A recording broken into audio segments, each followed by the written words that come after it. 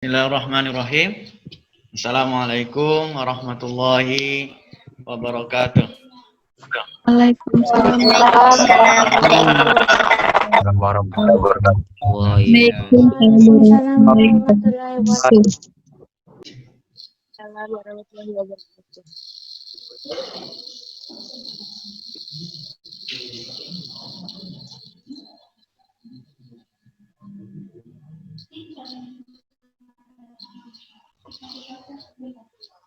Baik, anak-anak sekalian, saya menggunakan akunnya Bapak Taufik ya. Kebetulan laptop saya lagi kurang sehat hari ini. Alhamdulillah. Alladzi bi ni'matihi tatimmu sholihat. Asyhadu an la ilaha illallah wahdahu la syarikalah. Asyhadu anna Muhammadan abduhu wa rasuluh alladzi la nabiyya ba'dah. Allahumma sholli wa sallim wa barik wa an'im ala sayyidil mursalin wa ala alihi wa sahbihi ajma'in. Anak-anak sekalian yang Bapak banggakan, yang Abi banggakan, alhamdulillah kita bisa bertemu hari ini di live teaching untuk pelajaran PAI dan Budi Pekerti kelas 10 ya.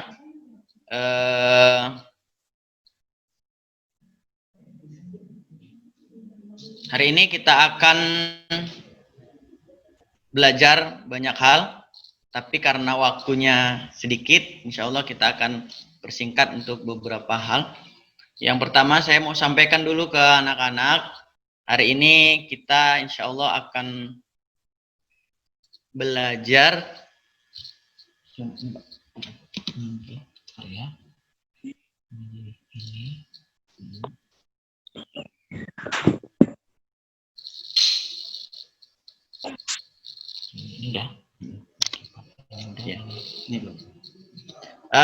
hari ini yang akan kita pelajari, insya Allah kita targetkan kita nanti bisa membaca Quran surah Al-Hujurat ayat 10 dan 12. Nah, jadi saya tidak suruh kalian baca satu juz, hanya 2 ayat saja. Kemudian juga nanti berikutnya bisa menghafalkan Quran surah Al-Hujurat ayat 10 dan 12 ya, 2 saja, bukan 2 juz tapi 2 ayat ya. Berikutnya dari 2 ayat tersebut kamu mampu menunjukkan hukum tajwid yang berada di dalamnya. Sebelum kita bahas ini lebih jauh, kenapa sih belajar PAI harus ada belajar membaca Al-Quran, ya kan? Ada menghafal dan ada menguasai tajwid. Yang pertama, karena ini pertemuan pertama kita, Abi mau bahas dulu kenapa sih kita harus membaca Al-Quran. Karena Al-Quran itu adalah ma'dubatullah, ya, itu yang disampaikan oleh sahabat Nabi Ibnu Mas'ud. Apa itu ma'dubatullah? Ma'dubatullah itu sendiri nanti akan Abi jelaskan bahwasanya ma'dubatullah itu adalah hidangan dari Allah.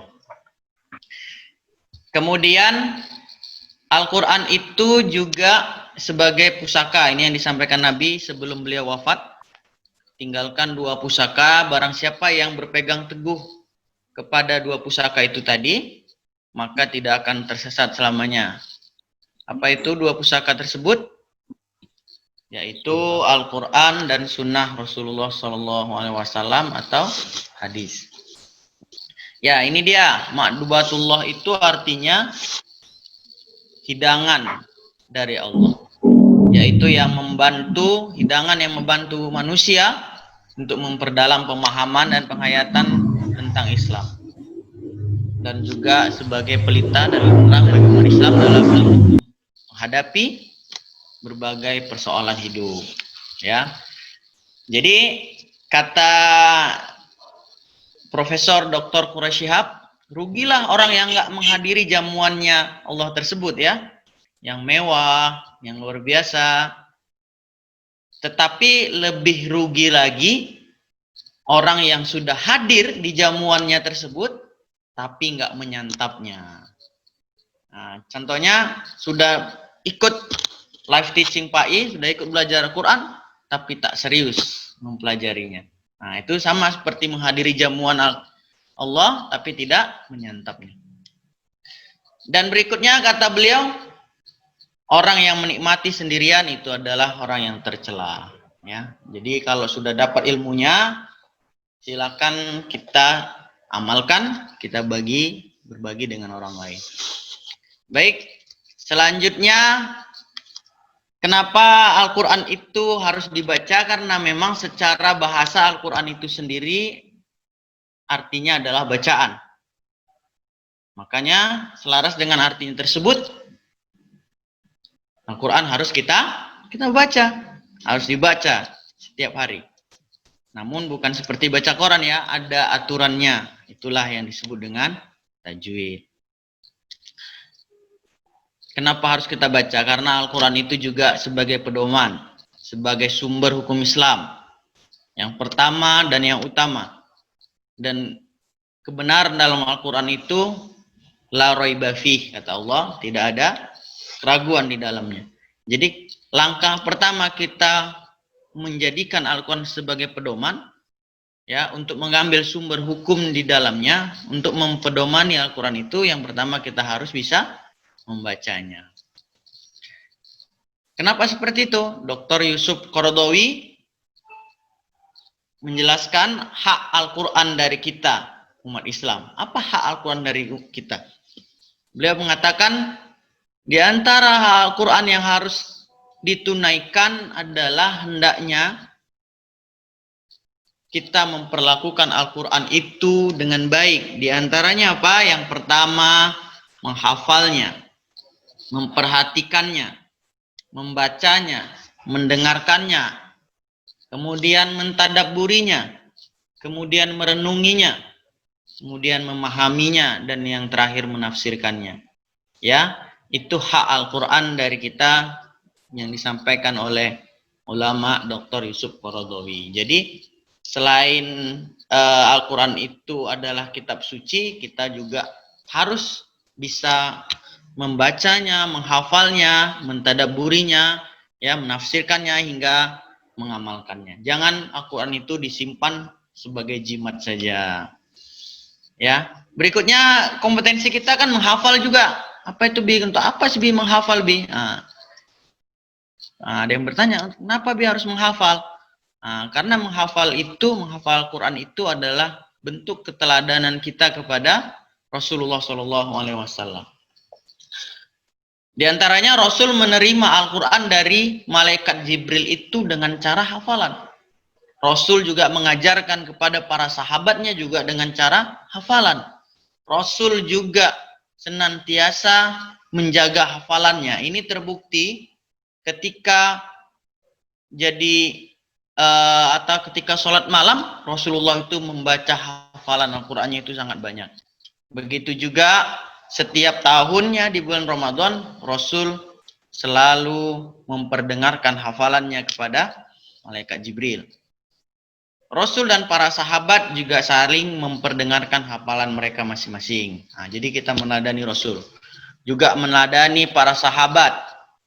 Tokoh-tokoh ulama, ya, Imam Syafi'i, Imam An-Nawawi, Ibnu Hajar Al-Asqalani, mereka semua menghafal Quran dari sejak usia prabaligh, sebelum usia baligh.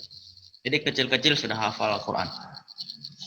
Sekarang kan Bi sudah dewasa, Bi kami udah SMA. Wah, tidak terlambat gitu. Kalau sudah sekarang baru mau mulai menghafal, tidak terlambat. Karena ada seorang sahabat perempuan yang dia mulai menghafal itu usia 40 tahun. Siapa? Ya, istri Nabi ya, Siti Khadijah. Itu mulai menghafal Al-Quran ketika beliau menjadi istri Rasul. Kemudian para sahabat kecil dan para pemudanya juga banyak yang menghafal Quran. Amr bin Salma, Al-Barra bin Azib, Zaid bin Harisa, Zaid bin Sabit, Mus'ab bin Umair, Ali bin Abi Thalib, dan banyak lagi yang lain. Jadi selain meneladani Rasul, menghafal Quran juga meneladani sahabat dan para ulama. Jadi semangat ya, nanti saya berikan tugasnya untuk hafalannya 2 saja, bukan 2 juz tapi 2 ayat. Insya Allah mudah ya. Coba perhatikan statementnya Imam An-Nawawi ini. Jadi ulama-ulama dulu, para salaf, mereka itu tidak mengajarkan bidang studi yang lain seperti hadis dan fikih kecuali mereka berikan prasyaratnya. Apa itu? Bagi mereka yang sudah menghafal Al-Quran. Jadi kalau belum hafal Al-Quran, mereka nggak ajarkan kepada mereka hadis dan fikih. Itu kata Imam Nawawi. Rasulullah ini sebagai motivasi juga untuk kalian menyampaikan bahwasanya Allah memiliki keluarga dari manusia. Ya, jadi dari kita, dari manusia itu Allah punya keluarga. Siapakah mereka ya Rasulullah? Kata tanya para sahabat. Beliau bersabda, ahlul Quran, keluarga Allah dan orang-orang yang dekat dengannya. Jadi termasuk ahlul Quran adalah orang yang rajin membaca Al-Quran dan menghafalkannya. Allah berkenaan dengan Al-Quran ini, semangat ya kalian belajarnya. Insya Allah kita akan sesuai dengan apa yang Rasul janjikan dalam sebuah hadis. Allah akan mengangkat derajat suatu kaum dengan Al-Quran dan merendahkan kaum yang lain juga dengan Al-Quran. Artinya Al-Quran itu bisa mengangkat derajat orang-orang yang mendekatinya, ya, yang mempelajarinya dan yang mengamalkannya, insya Allah. Jadi kemudian kenapa kita harus membaca Al-Quran dengan tajwid, Bi? Ya kan? Kenapa harus menguasai tajwidnya? Saya kira anak-anak semua sebenarnya sudah familiar dengan istilah tajwid ya. Nah, cuman masih bingung tuh, apa aja sih tajwid yang dipelajari nanti di Pak ini, kemudian kenapa harus tajwid gitu kan. Sekedar mengulang supaya kita sama-sama semangat belajar tajwidnya. Tajwid itu artinya jawada yujawidu tajwidan, membaguskan, menyempurnakan atau memantapkan, ya itu secara bahasa. Maka secara istilah tajwid itu berguna untuk supaya kita bisa memberikan hak huruf, ya, sifat asli yang melekat pada huruf itu dan mustahaknya huruf. Mustahak itu berubah. Misalnya nanti kalau suara nun itu bisa jadi samar-samar, ya kan? Apa itu? Ikhfa. Kemudian suara nun bisa hilang jadi bertukar suara mim.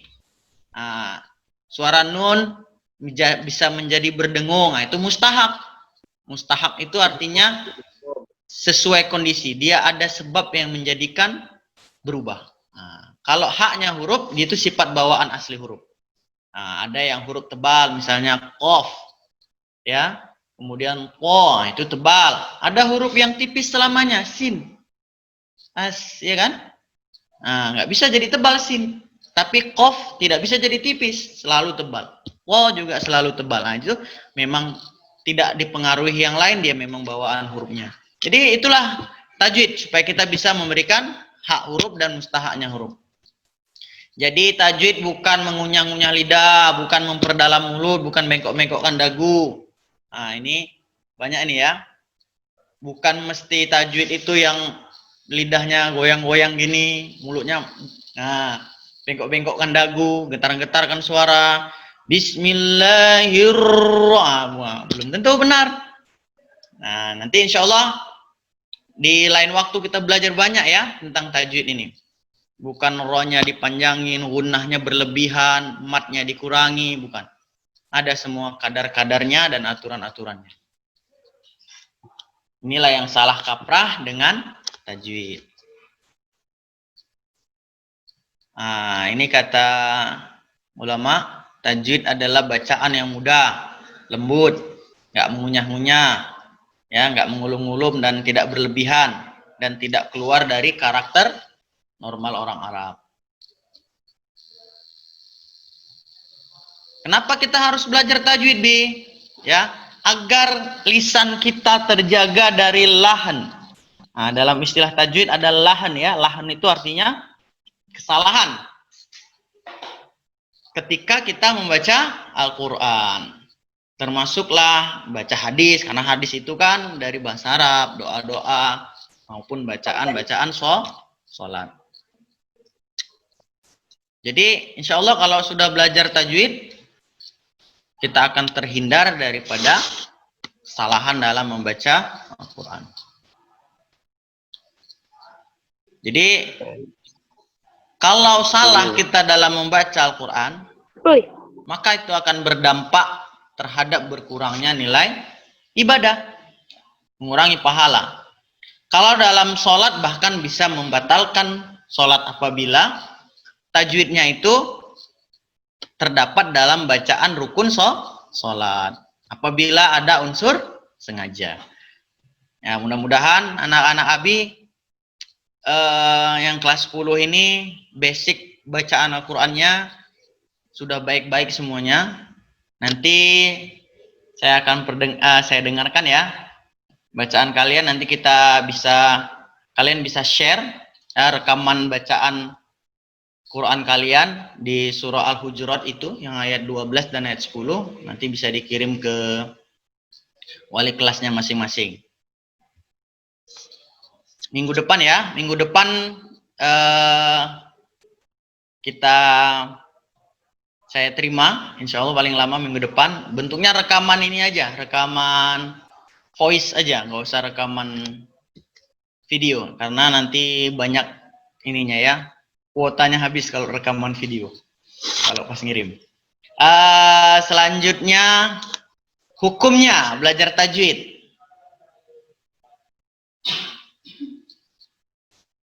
Apa hukumnya? Fardu kifayah. Apa itu fardu kifayah?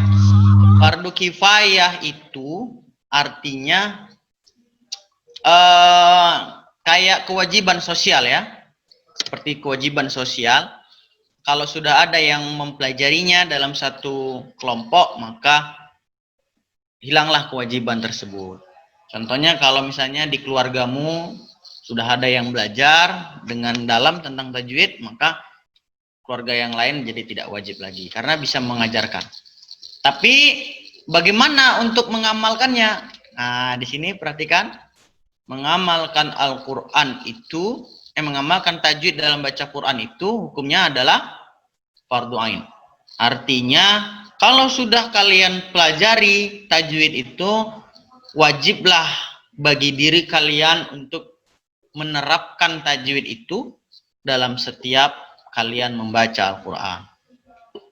Tak boleh lagi asal-asalan baca Quran. Oh, ini kita sudah belajar nih hukumnya idgham, hukumnya ikhfa, ya kan?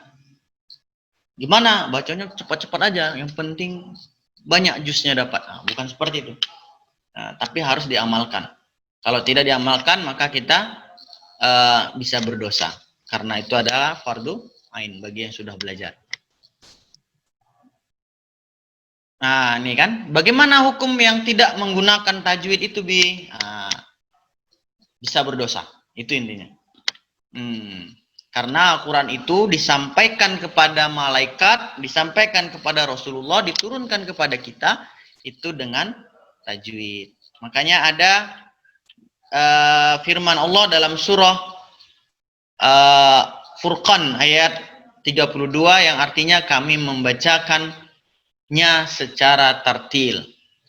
Dalam surah Al-Muzammil juga tadi, mana tadi ya? Nah, ini ayat 4, bacalah Al-Quran itu dengan tartil.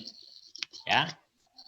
Apa itu bitartil? Nah, tartil itu dalam kaidah tajwid disebut at-tartil tajwidul huruf wa ma'rifatul wukuf. Tartil adalah mentajwidkan ya huruf. Apa mentajwidkan huruf? Membaguskan huruf-huruf. Jadi bisa kalau sudah baca dengan tartil itu maka terlihat jelas bedanya huruf sin dengan huruf shad, ya, huruf kaf dengan huruf qaf, huruf ta dengan huruf qa, ya. Apalagi huruf hamzah dengan ain, ya, dan sebagainya.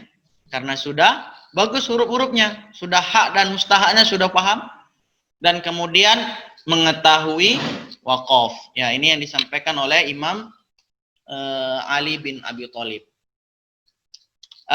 Berikutnya ini contohnya nih. Nah, ini tempat keluarnya huruf. Insya Allah nanti di pertemuan selanjutnya Di kesempatan lain kita akan belajar lebih detail ya. Ya ini, surah apa ini? Al-Hujurat ayat 12 yang tadi harus kalian kuasai cara membacanya dengan benar. Kemudian menguasai hukum tajwidnya. Berikutnya juga insya Allah kalian bisa menghafalkannya. Ini waktu kita ada sekitar 5 menit lagi. Insya Allah ini kita bisa baca bersama-sama ya. Kalau bisa jelas di Zoom, aplikasi Zoom-nya bisa dilihat. Kalau nggak jelas bisa buka Qurannya masing-masing di rumah ya. Baik, coba Abi bacakan, nanti coba diperhatikan. Terutama mana yang salah, nanti bisa mana yang sering salah itu bisa diperhatikan. A'udzu billahi minasy syaithanir rajim. Bismillahirrahmanirrahim. Ya ayyuhalladzina amanu ijtanibu katsiran minadh-dhann inna ba'dadh-dhanni itsmun wa la tajassasu wa la yaghtab ba'dukum ba'dha ayuhibbu ahadukum an ya'kula lahma akhihi maitan fakarihtumuh wattaqullah innallaha tawwabur rahim. Kemudian yang surah Al-Hujurat ayat 10-nya nanti bisa dilihat juga di Al-Quran ya. Ini kita bahas, waktunya sudah mau habis. Perhatikan hukum-hukum tajwidnya. Nanti salah satu tugasnya kalian adalah menguasai hukum tajwid yang ada dalam ayat ini. Contohnya misalnya amanuj. Di sini ada huruf jim yang sukun, maka hukumnya adalah qalqalah. Ya, berikutnya katsiran. Di sini ada tanwin bertemu dengan huruf mim. Hukumnya adalah ya idgham bi gunnah. Nanti insyaallah setelah ini modul kalian akan Abi masukkan ke psikologi. Silakan diakses. Tugasnya juga berkaitan dengan ini juga. Yang pertama, terutama kalian bisa menyerahkan tadi rekaman voice bacaan dan hafalan kalian, dan juga kalian mampu tugasnya menunjukkan kemampuan kalian untuk mengidentifikasi, menemukan hukum-hukum tajwid yang ada dalam dua ayat ini. Mungkin itu saja yang dapat Abi sampaikan. Mohon maaf atas keterbatasan dari Abi. Mudah-mudahan kalian berkesan dan menyenangkan untuk belajar hari ini. Abi akhiri, wassalamualaikum warahmatullahi wabarakatuh.